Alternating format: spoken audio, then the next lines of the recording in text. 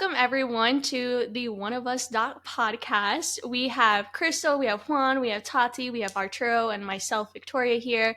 And today's episode is all going to be about singleness. And as we talk about yeah. Uh-oh. Okay, got some different responses, but we're going to roll with it. But as we talk about singleness, we're going to be talking about different things.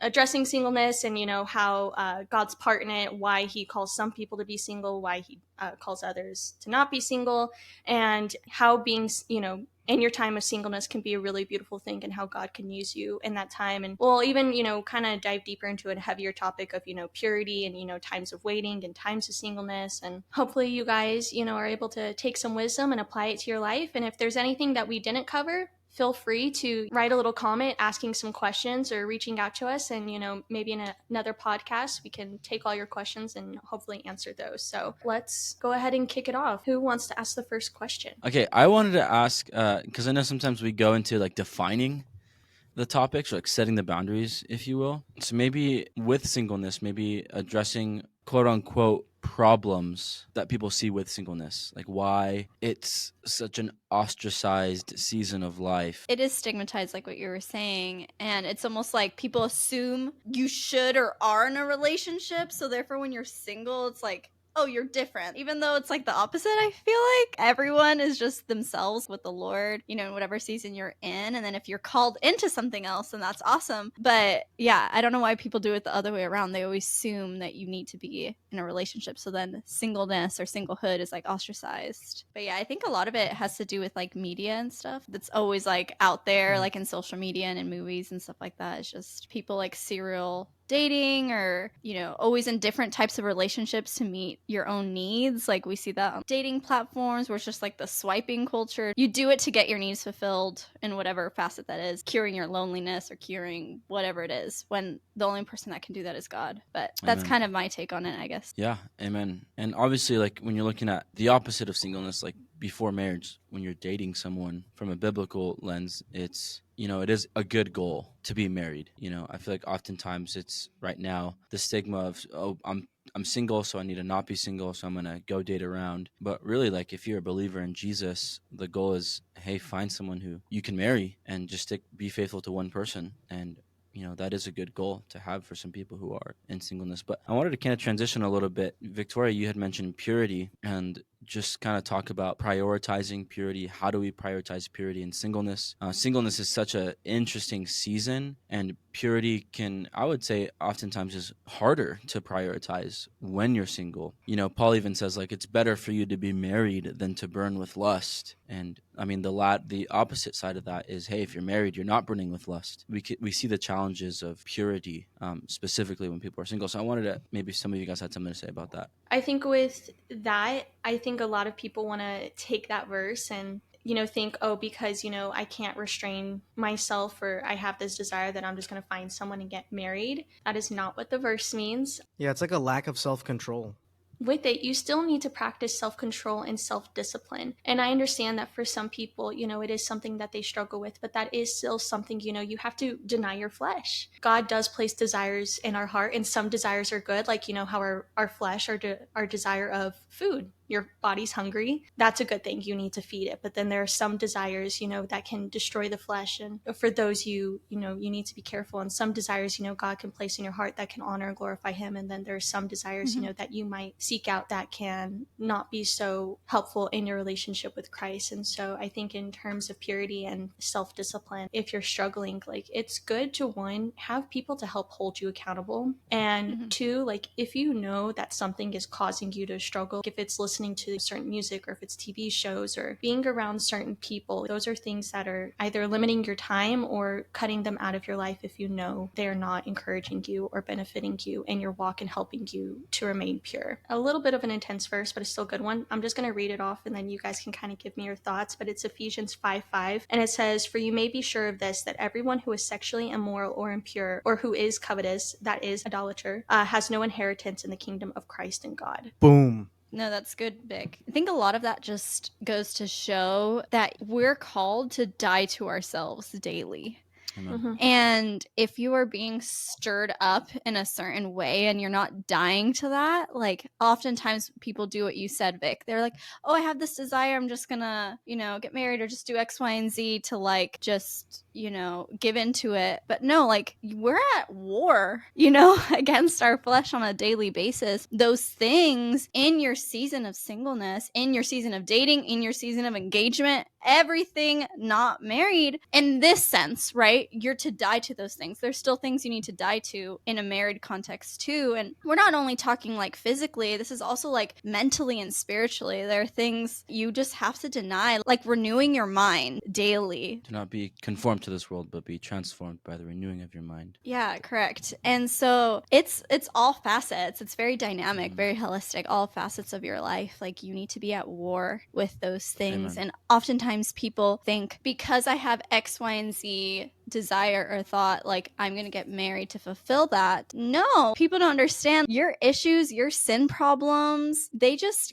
go times 10 when you get married. It doesn't solve those problems. And people go into that thinking that. And that's why there's still so much adultery, so much, viewing of pornography and different stuff, even within the context of marriage. And there's still like sin problems in that area within the context of marriage because people didn't die to those things before they entered into that. We're hitting it hard here at the beginning with like immorality, right? But that's just like one context of your life in singleness. Obviously there's so many other facets that you can be in engaging in, with the Lord and with community and different things that you're called to do. But I guess in that sense, that's what you're called to do, is to just guard yourself, like guard your heart and be just wise in your choices and your thoughts in those areas. Yeah. Well, you also have to understand like purity is a lifestyle, not a habit. Mm-hmm. I mean, the best way I would define like a lifestyle versus a habit is a lifestyle is a lens you view the world through, and habits just something you try to be consistent with. And ultimately, habits turn into lifestyles, and so a habit is part of like that warfare that you're talking about, Crystal. You have to be willing to go to war. The weapons of your warfare are not carnal but mighty in God, and you have to be willing to go to war. I think when you become a Christian,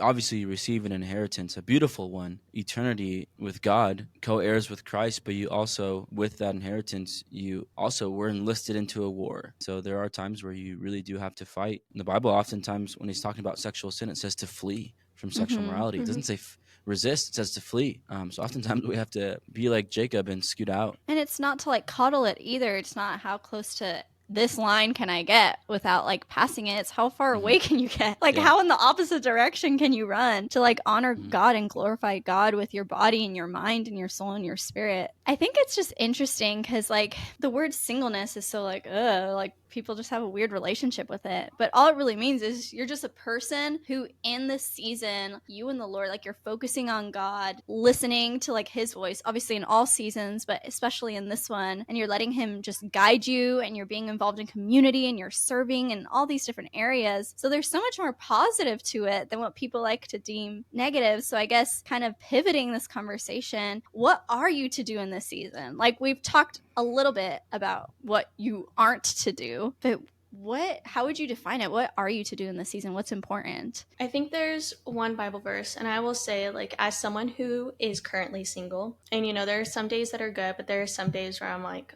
oh man, I would love to have someone. But there's one verse honestly helps to kind of keep me going in this time, and it's, if I have nothing but have God, then I have everything. And I think that's one thing I ask myself is, is God enough for me? Like, am I okay with it just being just God and I? Going back to like, the original question that we, asked of is, I feel like a lot of people in time of singleness, it is kind of sometimes looked down upon because it's like, well, you need someone to complete you in order to do life. It's not.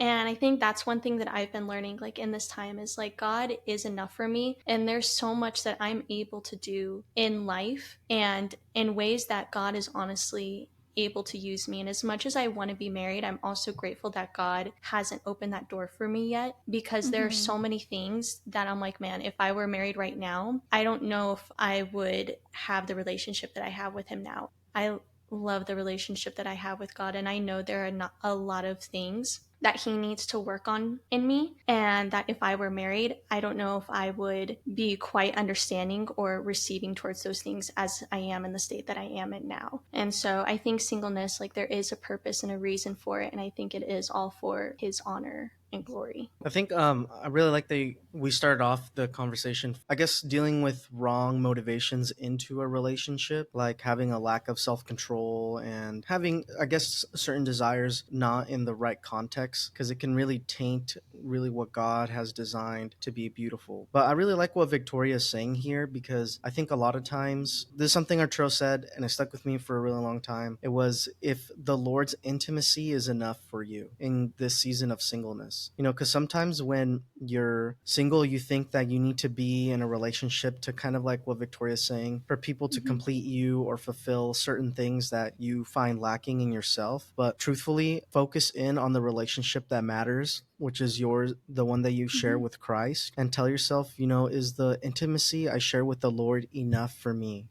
today, enough for me tomorrow? Because if it's not, then you can have some sense of idolatry, trying to idolize a relationship, and that could lead down a lot of sinful paths. I was just going to say something too that I think is important to engage in those seasons is just being content, like what Juan was saying, being content and filled with the Lord, and not engaging in comparison or anything like that, because obviously that's a thief of joy. But there's something so beautiful of just being content in general, in all areas of your life, but especially this one, content and trusting in the Lord for his plan for your life. It could be a plan for marriage, it could not be, and that's okay. Neither has more worth than the other. And I think that's so important for people to hear, is that you're equally worthy, regardless of your status in terms of relationships. You're equally as worthy in God's eyes, and it should be in people's eyes too. And just having that joy and having that contentness is just good for your soul, and just placing that in your desires, like what Vic was saying. We all have desires of our heart, but placing that at the foot of the cross and saying, God, do your will with this, right? Because he has our best interest at heart. And if you choose not to trust God in this area, I'm sure we'll talk about, dating in next week a little bit further, but trusting God saves you a lot of heartache. When you don't trust God, you get into a lot of situations that you could have otherwise avoided. God is trying to protect you, and waiting is such a beautiful thing. There's so much beauty in the waiting process and the waiting season. Whether you're single, married, dating, whatever, you're waiting for a job, you're waiting to have a kid, you're waiting to be married, you're waiting to do a big move, you're waiting to get into college, you're waiting to get a scholarship, whatever it is, you're waiting to get on a team. All of us are in some sort of waiting season. And in this day and age, everyone is so quick to want to get to the next and the next and the next. We're just conditioned to just have the different images just moving across our screens, whatever it is, of delayed gratification is not something that we're used to in this day and age. And so the waiting season, people get a little feisty, people get a little impatient. But I just think it's important for people to hear, like, waiting is so beautiful, and there's so much growth that can be had in that. Because when we take time to just pause, that's where you hear God. You can really hear his still small voice, or sometimes his like loud engagement in your life, whatever that looks like. It's just important to listen, right? And so that's why I think the waiting season is so special, because you really have to be listening. It is very unique. It's not a command, it's not a commandment, it's a calling. And, I guess this begs the question, because we're talking a lot about singleness and enjoy it and enjoying the wait. And Victoria mentioned a very specific thing, and you said, hey, sometimes it does get hard. And I could definitely see that, if people desire marriage, desire a family, if that is truly a desire of your heart, it can definitely be hard to be content. And, it's not a bad thing to desire it, but it's desire with contentment that I think that's where it really draws the line. And singleness is a gift. Paul talks about how when you're single, your attention isn't divided. You can devote more time to Jesus. I mean, single people can say yes to more things. People here in the church, like, you ask them to do something and you're like, well, let me check with my wife. Let me check with my spouse. But if you're single, it's like, yeah, I'm free. Yeah, I don't have to be home after work. I can do that. And so your attention isn't as divided. And so you have a little bit more freedom to serve Jesus more uniquely than you did when you were married, and vice versa. If you're married, the way you serve Jesus is different. And one scripture that I read earlier, Jesus is talking about, he's talking about eunuchs. He says, hey, some people were born eunuchs, some become eunuchs, and some choose to marry. And he's talking about singleness, and he says, let anyone accept this who can. Some people can accept it and others can't. But while you're in the single season, contentment is the key. It's not a bad desire, but I would say it kind of goes into the realm of maybe bad or unbiblical when it's singleness with discontentment. You're kind of shaking your fist at God and saying, Lord, you give me your toughest battles. Like, where's my husband? Where's my wife? When he's like, oh my gosh, this kid has no idea what I have in store for him. And this is actually something Tati said, but oftentimes we pray for the spouse that we want. We're like, God, like, I hope this person has this quality, this quality, this quality. It's great. But we don't often start to think like, okay, if that's the type of person that I want, am I the type of person that person would want to be with right now? And if not, then all right, Lord, change me. Help me to be that type of man, or help me to be that type of woman for that type of man or for that type of woman. So it's kind of like turning it on yourself and being a little bit more self-reflective in the season of singleness. How can I now begin to be the husband that God wants me to be for my future wife? Or how can I now begin to be the wife that God wants me to be for my future husband? Those are all very unique things that I encourage any Christian to leverage in the season of singleness. And I was just going to say too, like, just to add on that, yes, like, be the person like you want to meet, right? Like what you're saying, learn and grow for your roles potentially in the future, but also just grow to grow. Just like grow with your relationship with the Lord, just to grow with your relationship with the Lord, Amen. not for somebody else or, anything like that. And like prepare just for that role, because that may not be for you. Who knows? You know what I mean? And I think it's important just to like grow for God, like grow for yourself, work out for yourself, get fit mentally, emotionally, spiritually, in every way. Read the Bible for yourself, not to impress other people. Serve in the church for yourself, not to like see if anyone's like watching and looking for you. Just grow, period. And like, I think God honors that, and God will see that, period.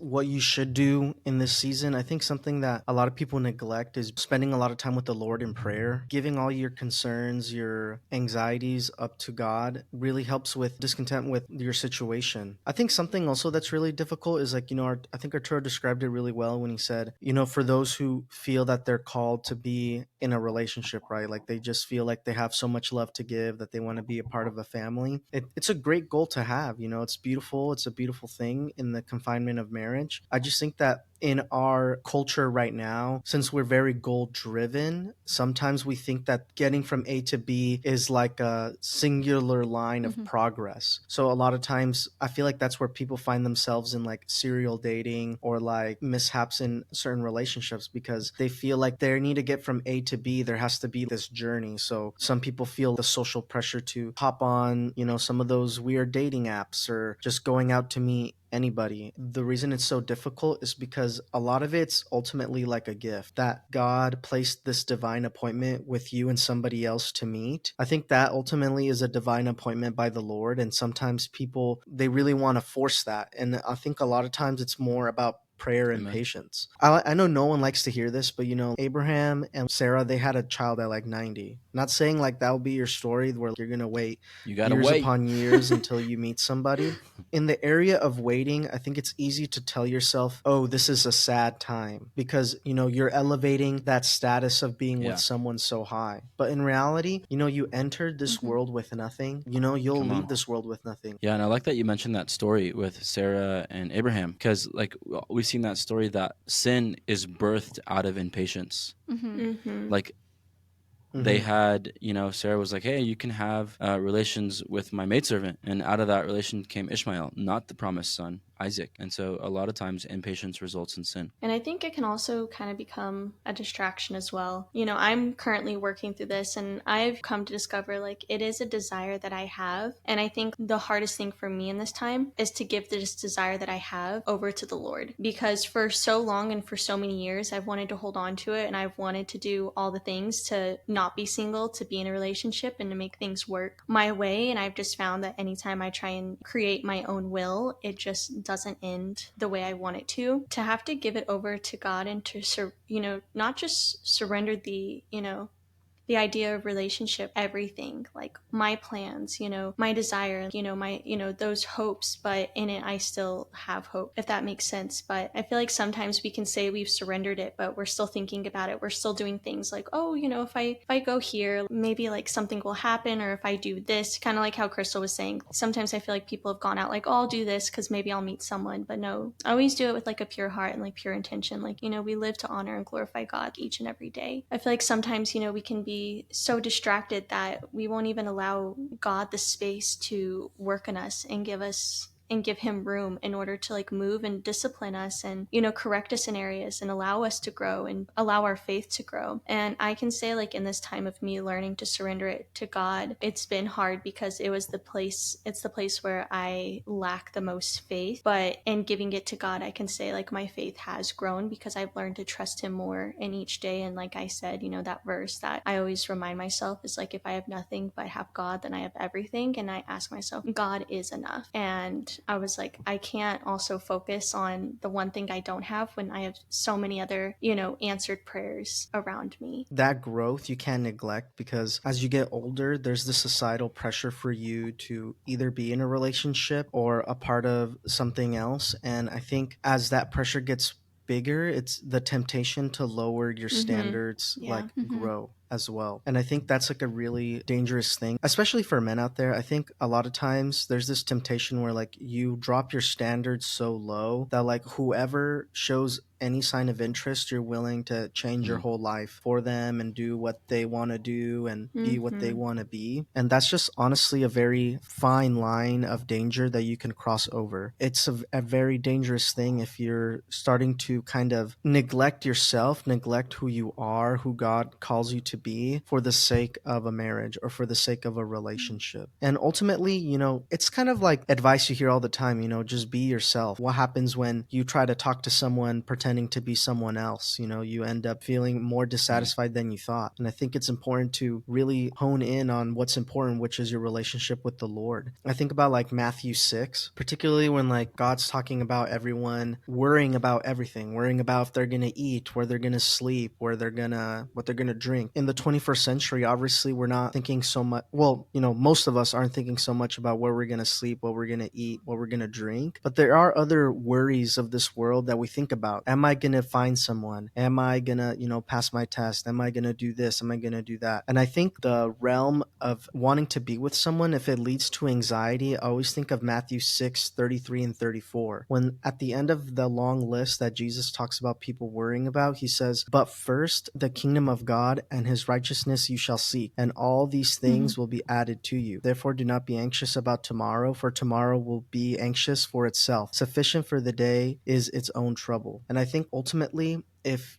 you love the Lord and you pursue God and the desire to be with someone is in your heart, I think God is a good and faithful father to provide that divine appointment for you. And it's ultimately up to faith. If you have so much anxiety that you can't trust God with him finding someone for you, then look in yourself and tell yourself, hey, what am I idolizing? What am I putting on a pedestal right now? It's like faith kind of unlocks that. Believe by faith, that Jesus is Lord and that God raised him from the dead. Like faith unlocks so many unique things in the spiritual and heavenly places. Oftentimes we make our plans, we make our like decisions, we kind of guide our steps in this area and we just ask God to bless it. But that's not really how it works. It's like go to God first in this season and in this area with your desires, and God will establish your steps. Something that our church says that kind of reminded me of what Victoria and Juan were saying was Jesus plus nothing equals enough. It's like God math. Really, that's all you need in this world. And I know if maybe you're in a season where you aren't in a relationship and you are single, like maybe that's easy to hear, but it doesn't translate to your heart. But I just think meditating on that, really, I have to tell myself all the time, like if everything I have was stripped from me today, I still have God and it will be okay. And so I understand that it's tough. There's outside influences. You maybe have people pushing you in one area or the other. I really just think in times of just understanding that Jesus is enough, as you lay these desires and these things at his feet, what everyone's saying, he is faithful to do what is in your best interest. So I have a question for you. What are some lessons that the Lord has taught you in singleness that you can share with others? I think for sure, like, always testing the spirit. I definitely have had my fair share of people pretending or, like, maybe not the most spiritually mature. It's just like there's no rush into getting to know someone and really, seeing if it's something that the Lord has for you. I definitely have been more prayerful about dating. I think it's easy to, like, let, how we were talking about, let the flesh take over. But yeah, praying, like, through every step of the process and really using that discernment to see, like, is this something that I should, I never thought I'd be in, like, that season where I'm like, I'm actually good not dating or even thinking about it, because I'm just more focused on, like, myself and my relationship with the Lord. I think my journey is probably different than most people because, like, I never actually had a relationship. Hey, you'd be surprised. I was outside a couple days ago, and, like, someone that I bumped into someone I knew, and they were like, "You didn't date in college?" And I was like, "No." And they're like, "Why?" I'm like, I don't know. Like, ask God, don't ask me, bro. Tati Yeah, has she- some Yeah, I do have standards. She high had some standards. opportunities and she was turning them boys down. What are some things that you have done, Tati, to like really surrender that? Like, what are some practical things? And Vic, too. Anybody, right? Because we've all been single at some point. I will say, not the best answer, but I think trauma definitely did it to me. And obviously, like, the high standards. Wait, trauma did Like, what for you? Trauma's the reason I don't want to date right now. Because I'm like, Oh. it's not worth my time at this current season. Was it trauma or was it the Lord Maybe protecting Both. you? with the enemy, and it's kind of like one of those situations with the enemy intended for bad, God turned to good. It was a trial that refined how Exactly. you view Yes. relationships. Oh for no, sure. yeah, for sure. And just, yeah, it's just opened my eyes on, like, and I think that that's something that I struggled with for some weird reason. I think I have a bad habit of, like, seeing the best in people, that I kind of, like, miss the red flags, and I'm kind of at this stage where it's like, nah, if I see a yellow or a red flag, I'm gonna at least, like, take that to consideration. And it's not a Like, bad if- habit to see the best in Mhm. people. I mean, it's a balance. Just having Yeah, it's a discernment in balance. those. Discernment, Yeah. yeah. Seeing the best with discernment. That's what I'm saying. Like, I normally, like, I'll look at someone and I feel like I immediately can, like, tell sometimes, but I give them the benefit of the doubt because then I feel bad because I'm like, well, they could surprise me. I mean, I don't want to get too into this, but I do feel like from my personal experience, I just see more women that are fully surrendered and more focused on their relationship with the Lord. And I notice that that's something that men in the church definitely struggle with. They're either Preach one it. foot in, Oof. one foot out. Step up, boys. They're one foot in, one foot out, or it's just more of it's a Sunday, Christian. So it's hard to find, like, another Christian that's after the Lord's heart. Yeah, you men be acting up sometimes. Mhm. I'm joking. I don't have anything to say about that. Thanks for sharing, Tot. Singleness is like the gift nobody asked for.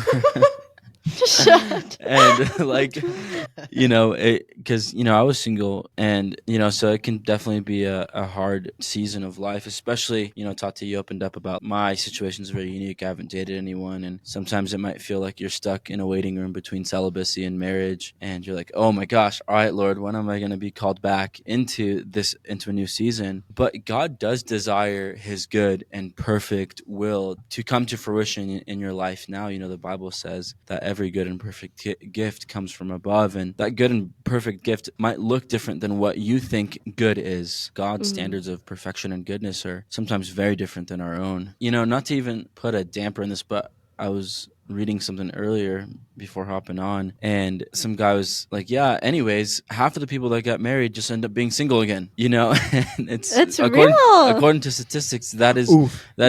factual. And it's just like taking this season of singleness and preparing yourself so that when you are in a season of marriage or in a season of courting or dating someone, you can come into it with a lens of, hey, divorce is going to be less likely here, or I'm going to fight for this marriage. If you just jump into anything willy-nilly, it's rough. I always tell people marriage is the second most important decision you'll ever make on this side of heaven, just right behind making a decision for Jesus to be Lord over your life. And that is because it's the person you're going to have spend the rest of your life with, sleep next to every night, have the worst times of your life with, have the best times of your life with, spend all the holidays with, have the worst fights with. It's just this person becomes part of who you are. So it is a very important decision that you don't take lightly. And I think that's why it's so important to like really allow God to like sanctify you and edify you during the single season. Because oftentimes when you step into a courting, dating relationship or even further, like there's a lot of blinders that you have on, right, to different things. And like we've talked about, your focus is Divided. and start to shift, right? And there's telling signs too. If you're going from relationship to relationship, sometimes that can be a really telling sign that, like, hey, maybe you're not really taking your single time like too serious, or you're not really focusing on yourself in the Lord too much. You just see it as like a transition season. Like, I'm transitioning from my single to something else, but it's like, no, like, utilize that time. Utilize that time intentionally for the ways in which God is going to sharpen you as you move into whatever season he has next for you. It's not just like, okay, what can I do to like get in the next relationship or whatever, going from one thing to another. It's just like, no, like, press pause and really be like, okay, God, grow me and strengthen me, because as you've said with the divorce and different things like that, that doesn't solve your issues. Your growth happens at a slower rate in those situations, but your growth in this season of you and the Lord can be like so much more rapid. I don't know, I just encourage people to really utilize that. I'm thankful, I did meet Juan really young. I feel like the time that I did have in like a single season was really beautiful for me, and I was able to like grow a lot with the Lord and like grow in community as well, and face on the ground, surrender a lot of things to God. And without that, I don't know if, I would have connected with Juan or different people in the ways that I did, because I needed a heart change in my own Amen. life. I think like you just know that if you're going to be with someone, if that's the calling in your life that the Lord's placed in your heart, that'll just inevitably happen. Just have faith in that. Like, if you're in a season where, like, am I going to be with someone or not? I think the Lord just makes it clear through prayer and fasting whether, he's called you to be single for your life or not. It's so vital. We always talk about, like, just in the span of our lifetime compared to eternity is like a blink of an eye, just how small some of us have singleness, before we're married. We see some people married for 40, 50 years and they've only been single for like 16, 15, 18. That's not a lot of time. You were decreasing. You were I know, I'm decreasing going young 16, marriages. 15. I was like, dang. All the child marriages out Sorry, there. I've been Juan's watching. representing you. What Time out. time Go does up, go happen? Like, Okay, sorry. I've been watching Little House on the Prairie and they all got married at hey, 16. it does so- happen. Like, people meet in high school and then they get married. But I'm saying, even if you get married at like 29, 30, the Lord blesses you with a average lifespan here in the United God. States. You Juan's a you nurse, still be for the record. I'm saying statistically, right? Statistically, if you live up to your 80, you would technically be married longer than you had been single, even if you get married around like 30. Things are looking 31, up, boys. We got time. I guess to have my take on the whole, 50% of households ending up in divorce, I think it's what we've been all hitting on is you can't really prepare well for marriage if you're having a bad time in singleness. I think people rush into marriage, whether it's a lack of self-control, a lack of, how they view Yeah. themselves, and they have all these expectations for the other person to be Jesus. They expect someone to fill a Jesus-sized Yep. hole in their heart when only on. God can. And I think that's why there's so much divorce. It's, they look at their partner like, hey, you need to make me feel edified. You need to make me feel 100% that no one can hurt me. And, a lot of that is fostered Yep. by culture. But the truth is, I've heard many pastors say this time and time again, the most sanctifying thing you can do is to get married, because you'll be tested so many times to give the other person grace, give the other person, mercy, to sacrifice yourself, sacrifice sometimes even some of your own desires and wills for the happiness of the Yeah. other person. None of that is a bad thing. It's all beautiful and intended in the confinement of marriage. I think sometimes in your singleness, this is another thing I think you should do, is if you're called to be married, tell yourself, is your view of marriage a biblical view? Like, are you having wrong expectations for your future partner? And if so, then you're in the season. You're in the season to act and to better yourself. Juan, that was actually really good. And even, talking about like the divorce rate, I think Arturo brought up that verse earlier, is like, if you cannot, control your lust, then it is better to be married. And, another thing is I think sometimes people, also rush into things thinking that, marriage or, the intimate parts will sometimes solve that, or sometimes people want to do that, but that's not the thing. It's, a plus, and it's great, and God designed it, and sex is a beautiful thing within marriage. But I think sometimes people think, that that's the thing that's going to carry the marriage, and it's not. And it's such a vain desire too. I mean, let's be honest. Some of us, our beauty doesn't last that long, and after an age, it's all gone. I was gonna say that every season is hard. Singleness is hard. Dating is hard. Marriage is hard. Don't think that things just like go away and like disappear. One thing's gonna Like- fix it, the other's not. No, it doesn't. It's like hard. Every season is hard. And honestly, I would say that it gets harder throughout life just because you're balancing so many other things. The beautiful thing in this season is that you can really make long-lasting friendships, Yeah. fellowship that is strong, that help you, that look out for your blind spots in those moments when you're trying to find someone to live the rest of your life with. If you're someone who's struggling right now in your season of singleness, I think the best thing you can do is just to surround yourself with your brothers and sisters in Christ to help fight those urges, to fight those temptations, so that you could be uplifted closer to the Lord. And as an Amen. encouragement too, nobody regrets, maybe not nobody, but I would say the majority of people, no one's going to be like, oh, I regret those, like once they're on the other side, no one's like, oh, I regret those years of singleness. I should have dated more. I should have messed around more. I should have done this. Nobody says that. In fact, it's the opposite. I wish I didn't do X, Y, and Z. I wish I didn't engage in all of these relationships. I wish, I trusted the Lord more. I wish I like waited on certain things. So just as an encouragement, that's something I kept telling myself in my different seasons of life. I'm not going to regret this. If that like helps you in any way of just saying like, it's not something you're going to regret. Passing up X, Y, and Z opportunity because you're trusting God. When you're on the other side, you have hindsight bias. You're going to look back and be like, I realized why God was doing X, Y, and Z. I realized why he said no to me in this area. I realized why he said wait. Yeah, I think it's all great. I think singleness is definitely a specific season to really be focused on the Lord. Yeah, it's a blessing. And I know sometimes I will totally admit it will not feel like that, but just know that the Lord has like your best interests at heart, and he has you in that, season for a reason. Hey, There's bars. a reason for the season. I was thinking of that. As you guys heard us in the last couple episodes, we did do some hot takes, and I found this game. So now I want to do these different little card games at the end and continue this. So this is the hot take of the day. We definitely vetted the questions. Yes, I'm going to have to pre-vet most of them because some of them are kind of weird. But I would love to hear your guys' responses on social media or on your YouTube. So preheating the oven is unnecessary. Wrong. Fact. Straight fact. Unnecessary? No. Okay, here's what you do. You like turn it on and then you just put your food in and it cooks for like an extra minute or two. So you agree with me? Preheating the oven is unnecessary. Oh, yeah, I guess I do. I do the same thing. I turn it on, preheat in quotes, but I still put the food in there already. Oh, I wait for it to beep. Well, no one It's should like- trust me in the kitchen anyway, so this is just disregard my opinion, but this is just what I do. Oh my gosh. Everyone's like, dang, I'm never going to eat at these people's houses. Look, this is my thing. If you own a toaster oven or something, that's 10 times better than just using an oven. Air fryer too. Look, Yeah, exactly. All I'm gonna say is the preheat, it prepares it for what's about to happen. I'm going to over spiritualize this right now. No. Preheating, the weight you have to go through preheating is like the weight of singleness. Just come on. patient. Preach. Oh my gosh. About to get a towel.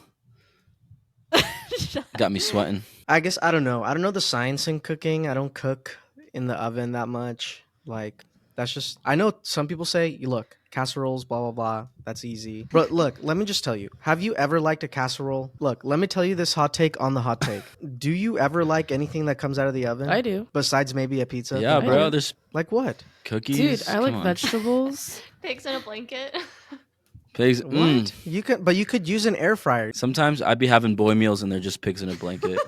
Boy dinners. I made pigs in a blanket for a Bro. Dune watch party. I said these are the worms. Pigs in a blanket with chalky milky.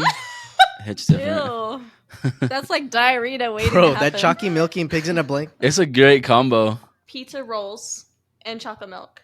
That was my meal as a child. That's What? mixed nutrition. Are you guys okay? That's the hot take right now. Do you eat pizza rolls with chocolate milk? That's why Vic's immune system is so bad. Because of pizza rolls? Pizza. Hey, just look. My mom should just popped a couple things of broccoli, and then I would have been chilling. Victoria, I know you're trying to feel like Remy from Ratatouille, but chocolate milk and pizza rolls just doesn't I do, mix. though. Here's the thing: you cannot speak on this Would subject. you put chocolate on your pizza?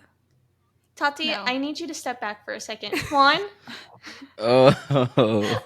the pizza roll goes If down. anyone knows then, how Victoria eats, I definitely do. Look, I will say, I know someone made a comment about saying, don't ask the Lord about what you want, but I 100% ask the Lord for a man that can cook because I can only eat so many chicken nuggets at one point. Chicken nuggets Dino at one- nuggies. Those Gardein chicken tenders that you burnt that one time. One time. Vic, here's what I started doing. I just started looking up recipes, and then I started like cooking them. And so now, after like a handful of like, let's say after 3 or 4 months, you have so many tools in your toolbox that you can pull out. Like, oh, these 2 flavor profiles work really well for this meat, or these vegetables are really good together. How are these women saying you guys have bachelor degrees? I have a master's. You guys are telling me you went 4 It's years not through like college? I took courses on how to first cook. of all, remove me from this. I know how Look, to cook. let me finish my statement. Come on.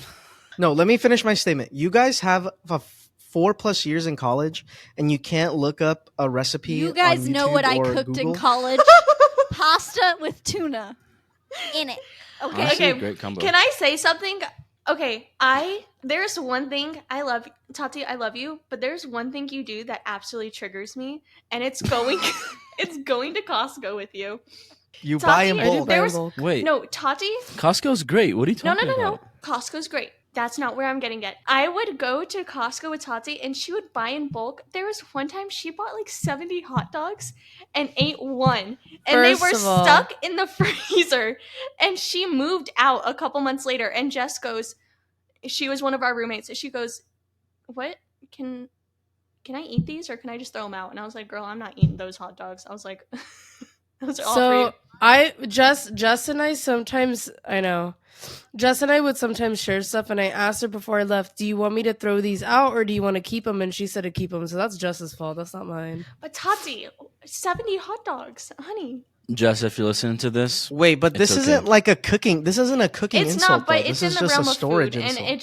and it just reminded me. all right, look, moral of the story is preheating the oven is unnecessary. Thank you very much. I think it's necessary because you want to make sure that the food is cooking evenly. But No, you that's don't. my You perspective. don't wanna make sure of that. Especially Bro, just with open bacteria. the oven, look at it. If it looks good, That's put what it I back. do, but then I forget that I put stuff in the oven, and then I just see smoke coming out. That's how Crystal, Crystal knows how her many food. And then times my have you fish eaten shrivels up and dies, like straight up Let it Your shrivel up fish. and die. in the oven. And then it got overcooked because I got distracted, and then it ended up being like a little worm. Whatever the Dune soundtrack is, I just saw it here in my head. Oh my god, those. Black coffee is the best coffee. Oh yes, black coffee is better. Coffee in 'Cause you- general is a no. You take all the flavor out of it, or like you change the flavor of coffee when you add things to it. Yeah, you add flavor. No, it's like coffee has a very specific flavor, Yeah. like black coffee grossness. does, and you ruin it when you add things to it. Now, don't get me wrong, I love like caramel frap, delicious. What about like a mocha Mocha's or something? delicious. But you're adding chocolate to it. You so are, aren't you but changing the flavor? it's just better having black coffee than having like a mocha because Is that one of those like flavor I profiles think you're it's talking more about? poor people coffee because you can't afford all the pumps, so you just drink it black. And I think you just got used to that, the broke life. So that's what you the like. broke life, black maybe, coffee. probably honestly. The college Well, okay, life. here's the thing. Here's a confession. Drinking black coffee was like my way of trying. One of our friends, Declan, he'd always drink black coffee. So I was like, okay, this guy's super cool. I got to be like him. So that was like one of the ways that I tried to Bond. like bond, or like, you know how they say like imitation is the best form of flattery. Yeah. Like I think it kind of saw it like that. I was like, oh, you drink black coffee? I want to drink black coffee. So I would just like force myself, and now I just really like how black coffee tastes. I think So- I would be Usain Bolt if I Sheesh. started drinking black coffee. But Declan would also get good black coffee. His was like Costa Rica coffee. Yeah, he does get really good. You're getting black Walmart coffee. This is true. I get that Kirkland brand. Gets the job done. Oh, really? Yeah. I like Kirkland. I'm more of a great value type of guy, but you know. Nice. Well, thank you so much, guys, for tuning in on this episode where we just kind of, as you know, talked about singleness. This will be our first of a couple different episodes that we want to do on different relationships. And so we're just going up from here. So tune in next week for another episode. Please don't forget to subscribe and follow us on Instagram. If you made it up until this point, we will know if you are trues. Comment below. I love Jesus. Comment below, I love Jesus with a winky face, and we'll know that you made it to the end and that you're a true. And Amen. maybe we'll chat. Maybe we'll have you as a guest or something. You never know what the possibilities will be. So thanks again, guys, for tuning in. We'll see you next week. Bye-bye. Bye.